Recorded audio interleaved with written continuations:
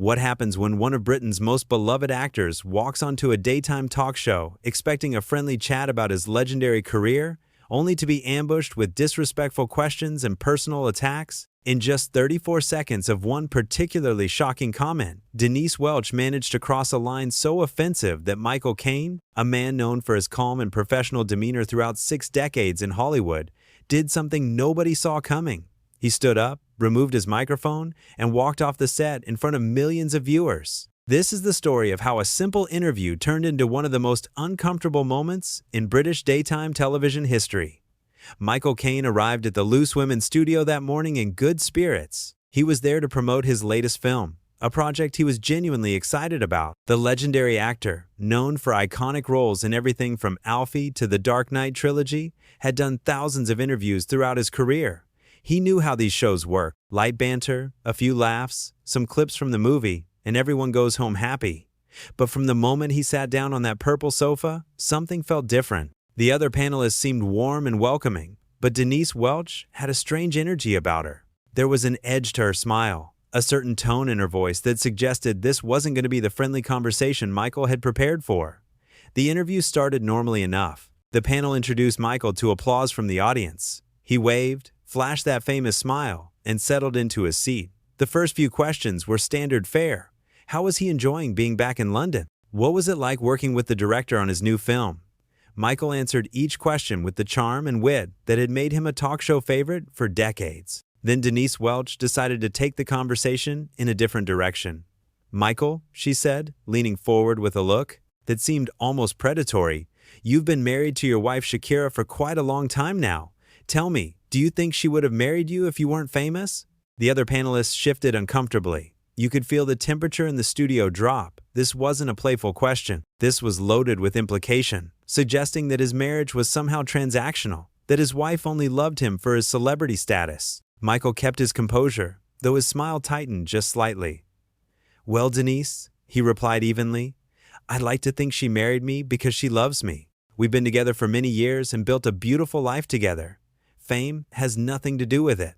A reasonable response, a classy response. Most hosts would have taken the hint and moved on, but not Denise Welch. "Oh, come on," she pressed, waving her hand dismissively. "You can't really believe that. I mean, let's be honest, you were a major movie star when you met her. She was a beauty queen from Guyana. The power dynamic there is pretty obvious, isn't it?" The audience went silent. One of the other panelists tried to interject, to steer the conversation back to safer ground, but Denise talked right over her. Michael's jaw tightened. His eyes, which had been warm and friendly moments before, went cold. "I'm not sure what you're implying," he said carefully, "but I find that question quite disrespectful, not just to me, but to my wife." Any decent host would have apologized at this point, would have recognized they'd overstepped and backed off, but Denise Welch seemed to take his response as a challenge. "I'm not implying anything," she said with a smirk. "I'm just saying what everyone's thinking. Rich, powerful older man, beautiful younger woman from a developing country. It's a tale as old as time, isn't it? You can't blame people for wondering about the real dynamics of your relationship." The other panelists looked horrified. One of them actually put her hand on Denise's arm as if to physically stop her from continuing, but Denise shrugged it off. Michael sat very still. For a man in his 80s, he had remarkable control over his emotions, honed by decades of acting. But even he couldn't hide the anger that was now visible in his eyes. "My wife," he said slowly, each word deliberate, "is one of the most intelligent, talented, and independent women I've ever known. She didn't need me or my fame. She chose to build a life with me, just as I chose to build a life with her. What you're suggesting is not only offensive to both of us, but it's also incredibly ignorant." The audience began to applaud, supporting Michael, but Denise wasn't done. "Ignorant?" she repeated, her voice rising. "I think what's ignorant is pretending that power imbalances don't exist in these kinds of relationships. I'm just brave enough to say what others won't." "Brave?" Michael's voice remained calm, but there was steel underneath it now. "You think it's brave to insult a man's wife to his face on national television?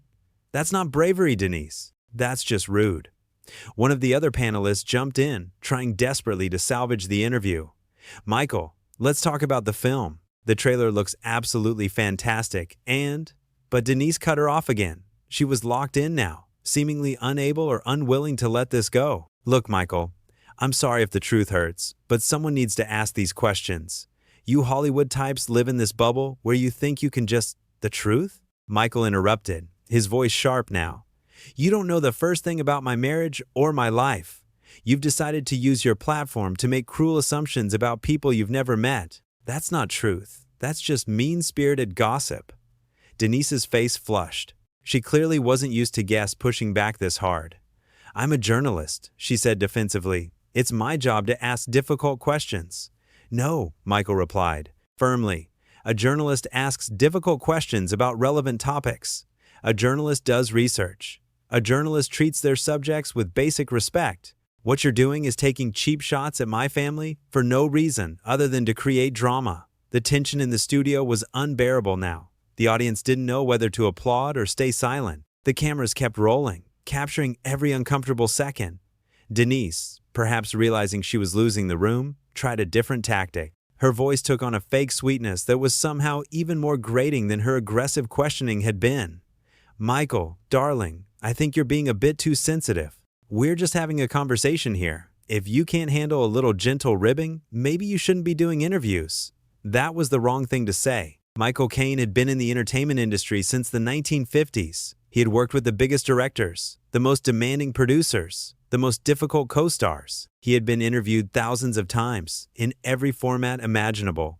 He had handled tough questions, weird questions, personal questions. He had always maintained his professionalism. But being told he was too sensitive, after having his wife insulted repeatedly, was the final straw. Gentle ribbing? Michael repeated, his voice dangerously quiet.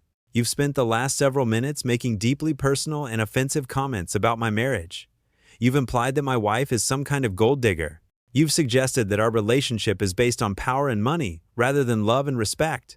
And now you're telling me I'm too sensitive for objecting to this? Denise opened her mouth to respond, but Michael held up his hand. No, he said firmly. I'm done listening to you. I came here today to talk about my film, to have a pleasant conversation, to connect with the audience. Instead, you've decided to use this time to attack my family. I've been in this business for over 60 years. I've done more interviews than I can count, and I can honestly say this is one of the most unprofessional, disrespectful experiences I've ever had. The studio was dead silent. Every eye was on Michael and Denise. One of the other panelists tried one more time to rescue the situation. Michael, please, we didn't mean for. But Michael gently cut her off. I know you didn't, he said kindly, acknowledging that the other hosts weren't responsible for Denise's behavior. You've all been lovely, but I'm afraid I can't continue with this interview. Denise's face went from flushed to pale. For the first time since the interview started, she seemed to realize that she had pushed too far. Michael, wait, she said, her voice losing its edge. Let's just move on. We can talk about the film. Michael shook his head. I don't think so. You see, Denise, there's something you need to understand. I've spent my entire career treating people with respect. My co-stars, my directors, the crews I work with, journalists, fans, everyone. It doesn't matter if they're famous or not, rich or poor, powerful or just starting out. I treat them all with basic human decency. And in return, I expect the same. He paused, letting his words sink in. What you've done today, he continued, goes beyond just asking tough questions or creating good television. You've been deliberately cruel. You've tried to humiliate me and insult my wife for no reason other than your own entertainment, and I simply won't sit here and accept that. Denise tried to laugh it off, but it came out forced and hollow. Oh, Michael, you're making such a big deal out of nothing. Can't you take a joke? A joke? Michael's eyebrows rose. So now you're saying it was all a joke? Which is it, Denise? Were you being a brave journalist asking difficult questions? Or were you just joking around? Because it can't be both. Denise fumbled for words, clearly caught in her own contradiction. Michael didn't wait for her to finish. He reached up and began removing his microphone from his jacket. The sound of the clip being undone echoed through the silent studio like a gunshot. Michael, please, one of the other panelists said, genuine distress in her voice. Don't go. Michael gave her a warm smile. I'm sorry, he said sincerely. I wish I could stay and chat with you and the other ladies. But I'm afraid the disrespect shown today has made it impossible for me to continue. He finished removing his microphone and carefully placed it on the coffee table in front of him. The gesture was so calm, so measured, that it was almost more powerful than if he had slammed it down in anger. Denise finally found her voice again, and it came out in a rush. "Michael, you're overreacting. Loads of celebrities come on this show, and we have challenging conversations. It's what we do. You're being unprofessional by walking out like this." Michael stood up slowly, adjusting his jacket. He looked down at Denise, and when he spoke, his voice was quiet, but carried to every corner of the studio. "Unprofessional?" he said. "Denise, I've been nothing but professional. I arrived on time. I was prepared to answer questions about my work. I was friendly and courteous to everyone here. You're the one who decided to turn this into a personal attack. You're the one who chose to insult my wife repeatedly, despite being asked to stop. You're the one who showed no respect for boundaries or basic human decency. So please, don't lecture me about professionalism." The audience erupted in applause. They had been waiting for someone to put Denise in her place, and Michael Caine had done it with more class and dignity than anyone could have hoped for. Denise's face went red again, but this time it was clearly from embarrassment rather than anger. She looked around at the other panelists, perhaps hoping for support, but they were all avoiding her gaze. Michael turned to face the audience. "Ladies and gentlemen," he said with a genuine smile, "thank you so much for your support. I'm sorry you won't get to hear more about the film today, but I hope you'll all go see it when it comes out. It's really quite good, if I do say so myself." The audience laughed and applauded again, appreciating his ability to maintain his charm even in this difficult moment. He turned back to the panel one last time. To the other hosts, he said warmly, "Thank you for trying to keep things civil. I hope we can work together again under better circumstances." He pointedly did not look at or address Denise. Then Michael Caine, one of the greatest actors of his generation, walked off the Loose Women set with his head held high. The cameras followed him as he made his way past the crew, thanking them quietly as he went until he disappeared through the studio doors. Back on the set, there was a moment of stunned silence. The other panelists looked at each other, clearly unsure of what to do next. The audience was still processing what they had just witnessed, and Denise Welch sat frozen in her seat, finally realizing the magnitude of what she had done. One of the producers rushed onto the set, whispered urgently to the panelists, and then the show cut to a commercial break.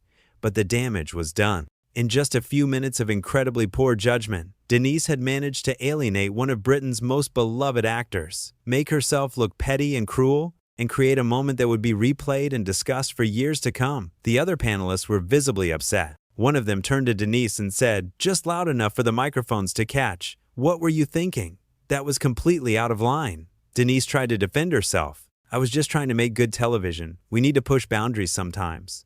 "There's a difference between pushing boundaries and being cruel," another panelist shot back. "You weren't asking difficult questions. You were just being mean. And you did it to Michael Caine, of all people, one of the nicest, most respected actors in the industry." During the commercial break, the atmosphere backstage was chaotic. Michael was already in his car, heading back to his hotel. The producers were in full panic mode, trying to figure out how to address what had just happened when they came back on air. And Denise was arguing with anyone who would listen, insisting that she had done nothing wrong. When the show came back from commercial, the energy was completely different. The remaining panelists tried their best to continue with the rest of the program, but everyone could feel the tension. Denise was noticeably quieter, though she still refused to apologize on air. They brought out their next guest, a pop singer there to promote her new album. But even she had heard what happened during the commercial break. She kept her answers short and polite, clearly not wanting to become Denise's next target. Throughout the rest of the show, the other panelists made several subtle comments that seemed directed at Denise, talking about the importance of respect, about treating guests well, about knowing when you've gone too far. Denise either didn't notice or pretended not to, maintaining a stiff smile that fooled no one. But let's go back to the moment itself, to really understand what made Michael Caine's walkout so powerful. It wasn't just that he left. Celebrities have walked out of interviews before. What made this moment special was how he did it. There was no yelling, no dramatic storming off, no throwing things or losing his temper. Michael Caine simply stated his case clearly and calmly, explained exactly why the behavior was unacceptable, and then removed himself from the situation with dignity. This was a masterclass in how to handle disrespect. He didn't stoop to Denise's level. He didn't insult her back. He didn't make it personal. He simply drew a line and enforced it. This is what made him the hero of the moment and Denise the villain. Think about the contrast between their behaviors. Denise started with a loaded question designed to provoke. When Michael answered reasonably, she pushed harder. When he asked her to stop, she dismissed his feelings. When he explained why her comments were hurtful, she accused him of being too sensitive. Every step of the way, she escalated the situation, apparently believing that creating conflict would make for good television. Michael, on the other hand, started by answering politely. When the questions became inappropriate, he pointed it out respectfully. When that didn't work, he explained more firmly why the line of questioning was problematic. Only when it became clear that Denise had no intention of backing down did he make the decision to leave. And even then, he did it in the most professional way possible. This is why the audience supported him so strongly. They could see that he had tried every reasonable option before walking out. He hadn't been looking for an excuse to leave or create drama. He had genuinely wanted to have a nice interview. But when pushed past the point of tolerance, he knew his worth and refused to accept mistreatment. There's also something important to note about the specific nature of Denise's attack. She didn't go after Michael's acting ability or his career choices or anything professional. She went after his marriage, his wife, his personal life. These are the things that truly matter to a person. You can criticize someone's movie and they might disagree with you, but they can accept it as a difference of opinion. But when you insult their family, their loved ones, the relationship they've built over decades, that's crossing into territory that's simply unacceptable. Michael Caine and his wife Shakira had been married for decades at this point. They had built a life together, raised a family, supported each other through ups and downs. Their relationship was real and deep and meaningful. For Denise to reduce all of that to a cheap gold digger narrative based on nothing but her own cynical assumptions was truly offensive. And the way she did it made it even worse. She didn't ask a genuine question about how they met or what their relationship was like. She came in with an accusation disguised as a question. She had already decided what the truth was and was just looking for Michael to confirm her prejudiced view. This kind of interviewing is unfortunately common in certain types of media. The host decides on a narrative before the guest even arrives, then spends the interview trying to force the guest into that narrative regardless of what they actually say. It's not about discovery or genuine conversation. It's about confirming pre-existing biases and creating conflict. Michael recognized this immediately. He's been interviewed enough times to know when someone is asking questions in good faith versus when they're just trying to create drama, and he responded accordingly. What's particularly telling is how he treated the other panelists versus how he treated Denise. He was warm and kind to them, acknowledging that they weren't part of the problem. He even expressed hope that he could work with them again.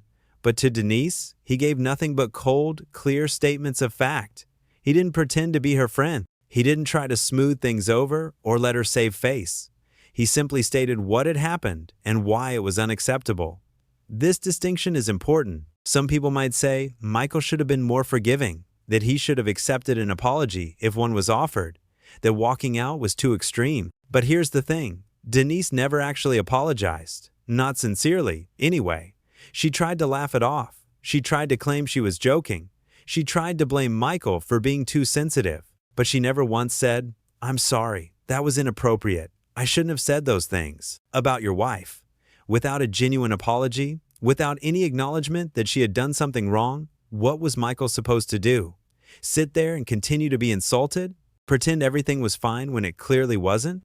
That would have sent a message that this kind of behavior is acceptable, that public figures should just put up with whatever abuse gets thrown at them because it's part of the job.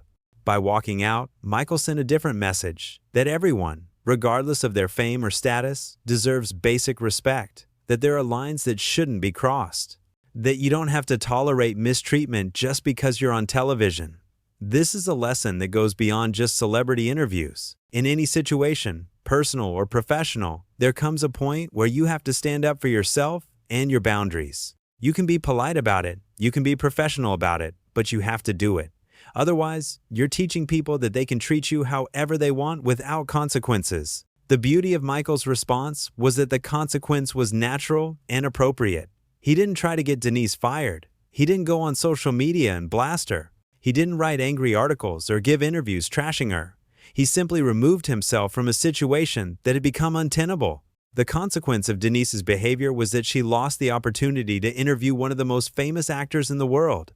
That's it. Simple, direct, and entirely her own fault. Now, some might argue that as a public figure, Michael should expect this kind of questioning, that when you're famous, your personal life becomes fair game. But this argument fundamentally misunderstands what ethical journalism and interviewing should be. Yes, public figures can expect questions about their lives and careers. Yes, they should be prepared for some level of scrutiny. But there's a huge difference between asking, "Can you tell us about your relationship with your wife?" and saying, "Your wife only married you for your money and fame, right?" The first is a legitimate question that allows the subject to share what they're comfortable sharing. The second is an accusation that assumes the worst and demands the subject defend themselves against something that may not even be true. Good interviewers know how to ask difficult questions without being insulting. They know how to push for interesting answers without crossing into cruelty. They understand that their job is to illuminate their subject, not to tear them down for entertainment value. Denise showed throughout this interview that she either didn't understand these principles or didn't care about them. She was more interested in creating a moment than in having a meaningful conversation. She wanted conflict because conflict gets attention, but she miscalculated badly because the conflict she created made her look terrible, and Michael looked like a hero. The power dynamic she thought existed, where she as the host could say whatever she wanted and the guests would have to sit there and take it, turned out to be an illusion. Michael had all the real power in that situation because he had the power to leave. And by exercising that power calmly and clearly, he showed Denise and everyone watching that disrespect has consequences. Looking at the full arc of the interview, you can see how it escalated. Denise started with the loaded question about whether Michael's wife would have married him if he wasn't famous. Michael answered politely but firmly. Most hosts would have read the room at that point and moved on. But Denise, perhaps emboldened by her role as host, perhaps thinking she was being edgy and interesting, pushed harder. She doubled down on the implication that the marriage was transactional. Michael pushed back more strongly, pointing out how disrespectful the question was. Again, this should have been the moment where Denise backed off, maybe even apologized. Instead, she tripled down, getting more explicit about her accusations. Each time Michael gave her an off-ramp, a chance to change direction and salvage the interview. Each time, Denise chose to accelerate toward disaster instead. By the time Michael decided to walk out, Denise had been given multiple opportunities to course correct and had refused every single one. This pattern is important because it shows that what happened wasn't a simple misunderstanding or a moment of poor judgment. It was a deliberate choice by Denise to continue attacking Michael, despite clear signals that she was crossing a line. You can't claim ignorance when someone tells you directly, multiple times, that what you're saying is offensive and hurtful. The moment when Michael started removing his microphone must have been surreal for everyone in that studio. Here was Sir Michael Caine, a man who had been knighted by the Queen, who had won multiple Academy Awards, who was a genuine legend of cinema, calmly detaching himself from a daytime talk show because the host couldn't show basic respect. The symbolism of that gesture, the physical act of removing the microphone, was perfect. It was Michael literally disconnecting from the conversation, making a clear statement that he was done participating in this farce. And the care with which he did it, placing the mic gently on the table rather than throwing it down, showed that even in this moment of justified anger, he maintained his composure and professionalism. When he stood up and gave his final statement to Denise about professionalism and respect, you could see in his posture and hear in his voice that this wasn't just about him. He was standing up for every person who has been mistreated by someone with a platform. He was showing that you don't have to be rude or aggressive to stand your ground. You just have to be clear and firm and unwilling to compromise your values. The audience's reaction throughout this whole ordeal was fascinating. At first, they were uncomfortable, unsure how to respond to the tension. But as it became clear that Michael was in the right and Denise was in the wrong, they rallied behind him. Their applause when he called out her behavior, their laughter when he maintained his charm despite the circumstances, their support when he decided to leave, all of it showed that they understood what was happening and approved of his response. This audience support is significant because it demonstrates that regular people, not just industry insiders or critics, recognize disrespect when they see it. They knew that Denise had gone too far. They appreciated that Michael handled it with class, and they showed their appreciation in the moment, which must have been gratifying for Michael and mortifying for Denise. After Michael left the set, the remaining time in the show must have felt endless for everyone involved. How do you continue with your program after one of the biggest stars in the world has just walked out because of your colleague's behavior? How do you maintain the light, fun energy that daytime talk shows depend on when everyone is thinking about what just happened? The answer is, you can't really. The other panelists did their best, but the shadow of that confrontation hung over everything. Every topic seemed trivial compared to what they had just witnessed. Every attempt at humor fell flat because the mood had been so thoroughly soured. And through it all, Denise sat there, probably replaying the interview in her head, maybe starting to realize just how badly she had messed up. Or maybe not. Some people are so convinced of their own righteousness that even overwhelming evidence of their error doesn't change their mind. But whether Denise learned anything from this experience or not, everyone else certainly did. They learned that Michael Caine, even in his 80s, was not someone to be trifled with. They learned that there are still some celebrities who won't tolerate disrespect, no matter what.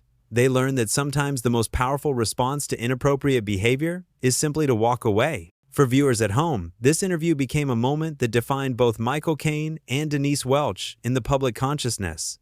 Michael's reputation, already sterling, was enhanced even further. He became not just a great actor, but a man of principle who stood up for his values even when it would have been easier to just go along with the show. Denise, on the other hand, became known as the host who was so disrespectful that she drove Michael Caine off the set.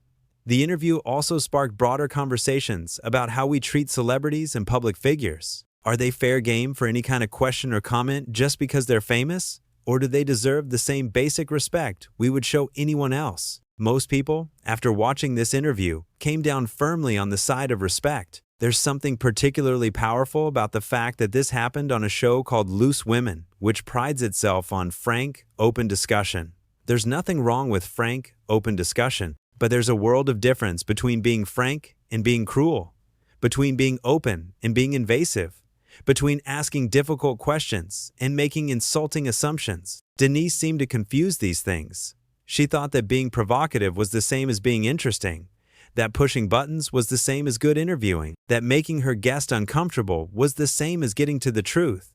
But Michael showed her and everyone watching that this approach doesn't lead to revelation or insight. It just leads to justifiable offense and damaged relationships. In the end, this interview will be remembered not for anything about Michael's film, which was presumably quite good, but for the moment when a legendary actor said enough is enough, when he stood up, literally and figuratively, for himself and his wife. When he showed that graciousness and firmness are not opposites, but can exist together in the same response. It's a reminder that how we treat people matters, that words have weight and consequences, that public platforms come with responsibilities, and that sometimes the most dignified thing you can do is simply walk away.